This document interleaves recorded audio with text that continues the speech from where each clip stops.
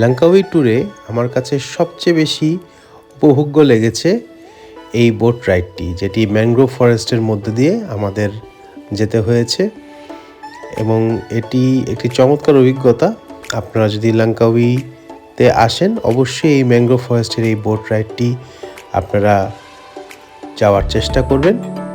আমরা প্রথমে এখান থেকে টিকিট কেটে নিয়েছিলাম, আমরা অপেক্ষা করছিলাম সবাই একসাথে বোট রাইডে উঠব এবং আশেপাশের দৃশ্য যদি দেখেন, যেখানে আরও অনেক ট্যুরিস্টরাও এসেছেন এই বোট রাইডটি উপভোগ করার জন্য। তো আমরা অপেক্ষা করছিলাম, আশেপাশে পানিতে ছোট ছোট মাছ ছিল। তো আমরা সবাই মিলে গ্রুপে গ্রুপে করে ছোট ছোট ভাগ করে আমাদের নিজেদের বোটে উঠে গেলাম। তো সাধারণত আপনার 7 থেকে 8 জন এক একটি বোটে উঠতে পারে। আমরা group boat ride ticket purchase করেছিলাম। এটি তুলনামূলকভাবে ভালো, ইন দ্য সেন্স যে এটার চিপার হয়। তবে এটার রেঞ্জ হচ্ছে আপনার টিকিটের 80 থেকে 120 রিঙ্গিট। তো অনেকে আরও চাইলে যদি নিজের মতো করে গ্রুপ শেয়ার করতে চায়, সেক্ষেত্রে আপনার 250 থেকে 400 রেঞ্জেরও রিঙ্গিট আপনার টিকিট আছে। তো আস্তে আস্তে আমাদের বোটের গতি বাড়া শুরু করলো এবং আমাদের জার্নি আরও বেশি উপভোগ্য হওয়া শুরু করলো।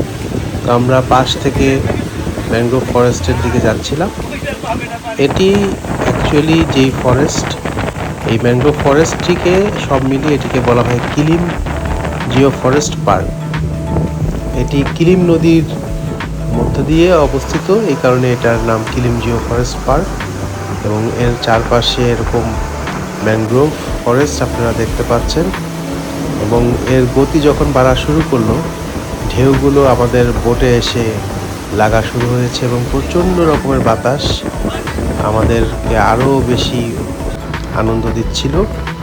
এবং এত বাতাস যে মাঝে মাঝে মনে হচ্ছিল যে আমার টুপি যেটা আছে খুলে যাবে, এরকম একটা অবস্থা।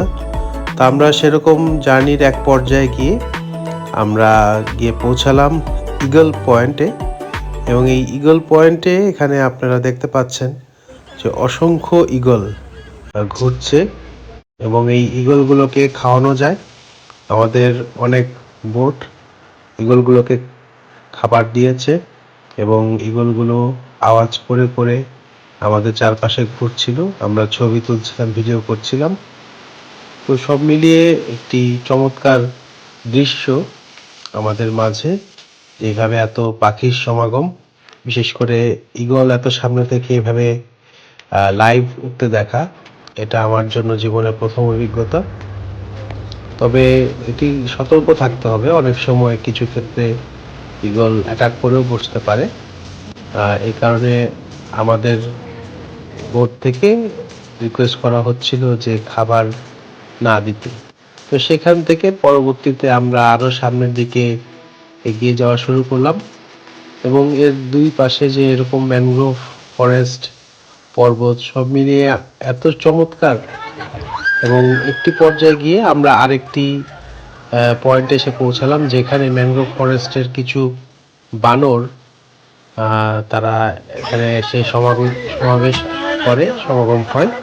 এবং এখানে হচ্ছে যে সাধারণত খাবার দিলে তারা ছুটে আসে এবং তারা খুব এক্সপার্ট, এসে খাবারটা নিয়ে আবার সুন্দর মতো তাদের তীরে গিয়ে পৌঁছে যায়।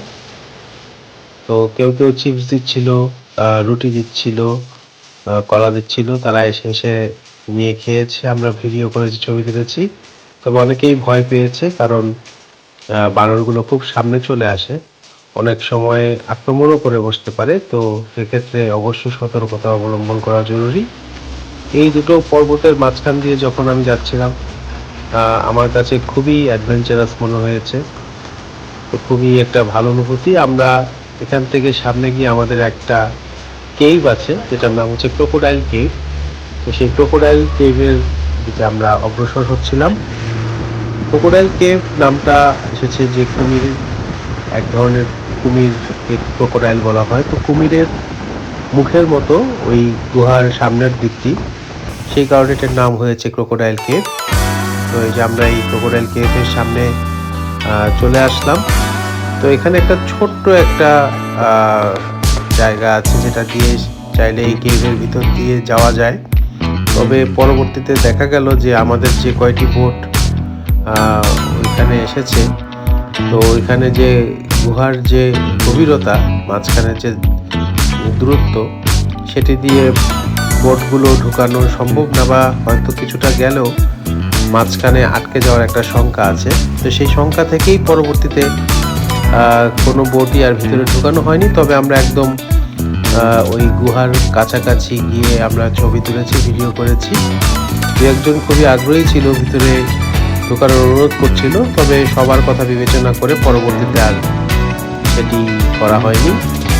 তো কাছাকাছি যাওয়ার পর আমরা আবার পরবর্তীতে আবার আমাদের বোটটি ঘুরিয়ে ফেলা হয়।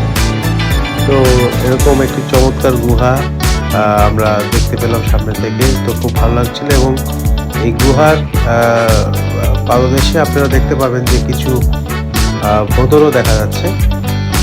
তো সেই যেটা অটার বলে, তো সেগুলোকেও দেখলাম যে মাছ শিকার করতে তারা ব্যস্ত।